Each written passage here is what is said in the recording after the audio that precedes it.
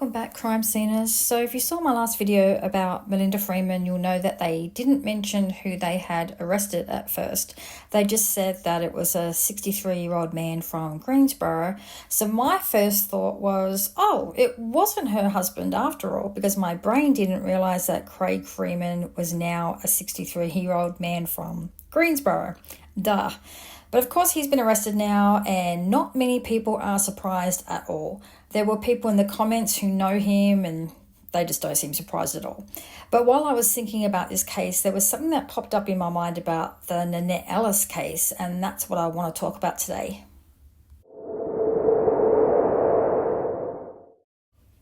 So one is the fact that, just like in Melinda's case, there are a lot of people in Nanette's case who believe they know who killed her. And now I'm wondering if Nanette's case is going to turn out the same way. But the big thing that kind of stuck out to me when kind of comparing Melinda Freeman's case to Nanette Ellis's case is that both cases were decades old, and in both cases there's never been a lot of media attention. I mean, when we first started looking at Nanette's case, we didn't find much at all. And if you look at Melinda's case, there wasn't much about that either. This is kind of weird, given that both women were just ordinary citizens, mothers just living their lives. Complete innocence is what I'm trying to get at. Nanette got a few articles about her when it first happened, and I'm sure Melinda did too, but it died off pretty quick.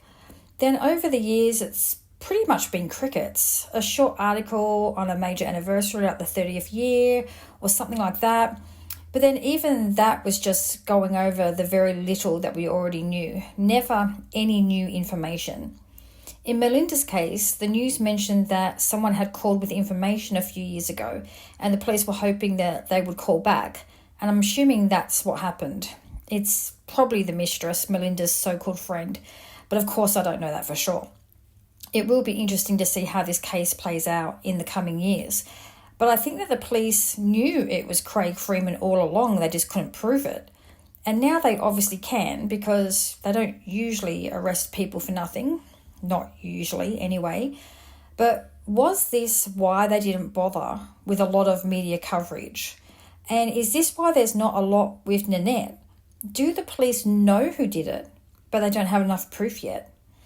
Now, I wonder about the DNA, because Detective Kyle Simpson declined to answer if they had DNA, but Craig said that Max Ellis had been ruled out by DNA in the podcast he was on, so they have to have some DNA, which can mean one of three things. The person who did it has never committed a crime since.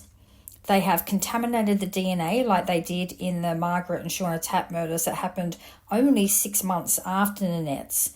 Or the DNA can be explained away because it was someone close to her and or someone who lives in the house.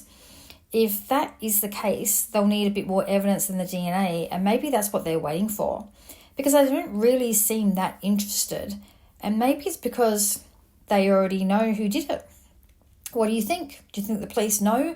Do you think, like as in Melinda Freeman's case, they're just waiting for a little bit more evidence, or waiting for someone to call and lag them in? Let me know in the comments.